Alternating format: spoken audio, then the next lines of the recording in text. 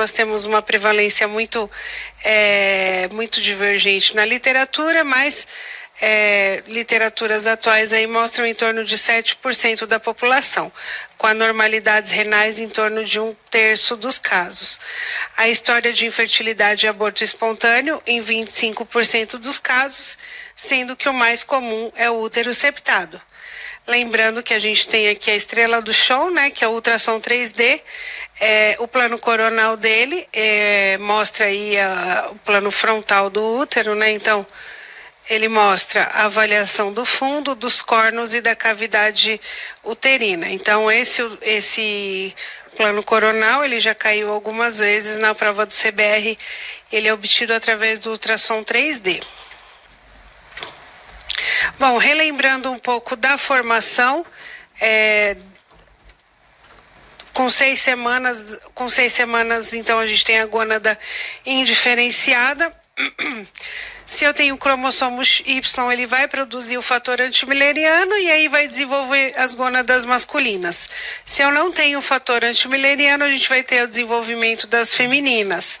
Então, o que é esse desenvolvimento? Então, eu tenho o crescimento dos ductos milerianos e a regressão dos ductos mesonéfricos. Uma falha nessa fase leva a malformações graves, como a aplasia ou hipoplasia de vagina, colo ou útero. A fusão mediana dos ductos milerianos, que leva a um útero bicorno e de Delfo, e a reabsorção dos ductos milerianos fundidos, que uma falha nessa fase leva então ao útero septado ou arqueado. A atualização americana de 2021 separou em 9 subtipos: a genesia mileriana, cervical, útero unicorno, útero de Delfo, útero bicorno, útero septado, septo vaginal longitudinal, septo transverso e as anormalidades complexas. Vamos falar das mais comuns aqui, né? Então, quando a gente vê ali o aplicativo de malformações mesmo, ele tem essa aparência, tá? Então, cada categoria ela tem 5 elementos educacionais. Para quem quiser consultar também no aplicativo, fica bastante didático, só que é bastante longo. Então, eu vou resumir um pouquinho aqui para vocês. Então, a genesia mileriana, que é muito conhecida como síndrome de Rokitansky, é uma anomalia do trato genital feminino causada pelo desenvolvimento interrompido dos ductos de Miller, resultando em agenesia ou hipoplasia do útero e da vagina. Acomete 1 em cada 4.500 recém-nascidos do sexo feminino. O diagnóstico é daquela menina que vem lá para os seus 17 anos, nunca menstruou, então a gente fala em amenorreia primária, né? Então, quando tenta ter relação sexual, não consegue ter penetração. Então, aqui a gente só vê que ela tem o terço distal aqui da vagina. Quando a gente coloca o transdutor transvaginal, ele não progride. Então, essa é a imagem típica da síndrome de Rokitansky. A maioria dos pacientes ainda podem ter úteros rudimentares, uni ou bilaterais. Já o útero unicórnio é o desenvolvimento anormal ou falhado de um dos ductos milerianos, que está associado a um corno uterino rudimentar em quase 2/3 dos casos. Esse corno rudimentar, ele pode ser ou não cavitário. E se for cavitário, ele pode ser comunicante ou não comunicante. O não cavitário, ele corresponde a 33% dos casos. O cavitário não comunicante, 22%, e o cavitário comunicante, 10% dos casos.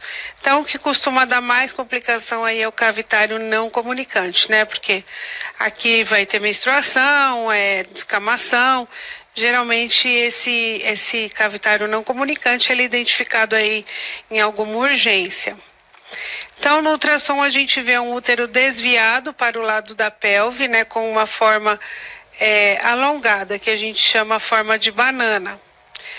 A genesia renal ipsilateral ao lado do corno ausente ou rudimentar, ela está presente em até 40% dos casos.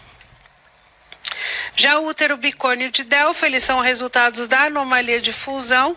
O bicorno, ele tem uma indentação uterina externa maior do que 1 centímetro e o de Delfo são dois corpos uterinos separados também com duplicação do colo.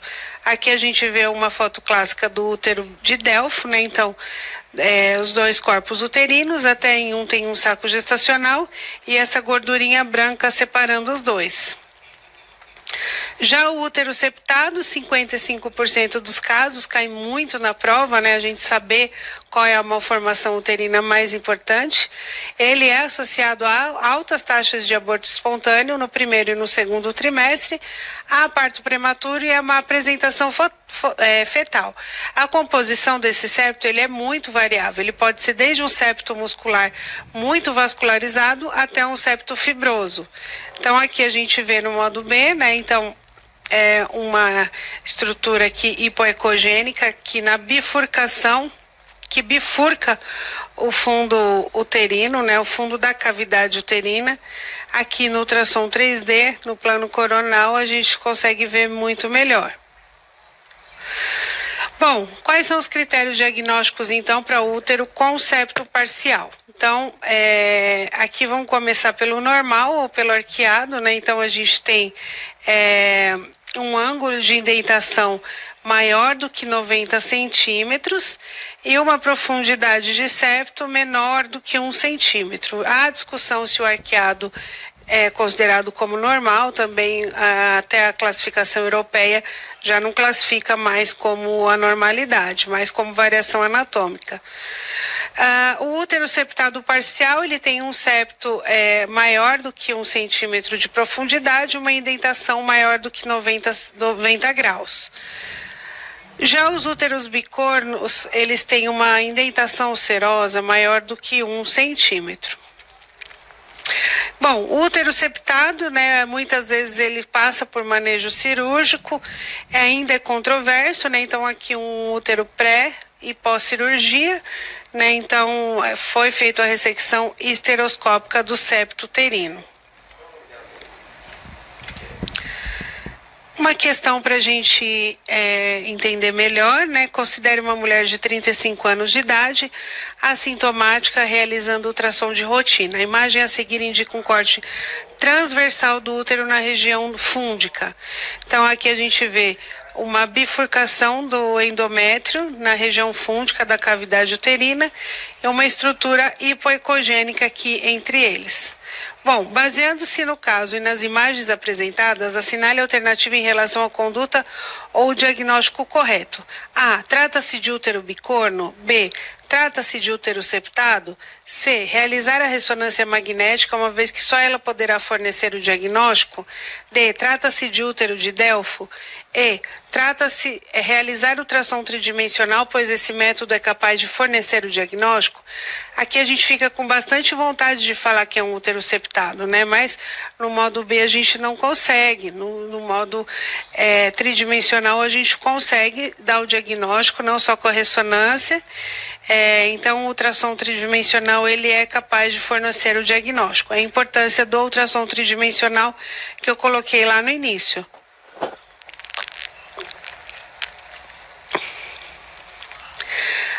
Sobre as malformações müllerianas, assinale a alternativa incorreta. A avaliação do colo uterino deve ser feita de maneira à parte, pois é possível a ocorrência do útero bicorno com 1 ou 2 colos.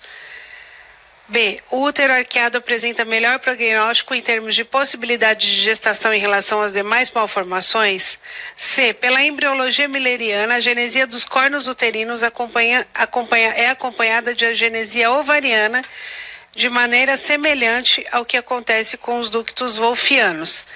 D. A avaliação do contorno externo do útero é fundamental para a classificação adequada da morfologia uterina. E. O ultrassom 3D possibilita a visão do plano frontal do útero, que é o plano coronal, e permite observar o útero de frente. Assim, podemos avaliar corretamente o fundo, os cornos e a cavidade endometrial. Bom, isso aqui é bastante importante, por isso que eu trouxe para vocês essa questão, né? Então, todas estão corretas, né? Então, Pela embriologia milleriana, a agenesia dos cornos uterinos é acompanhada de agenesia ovariana.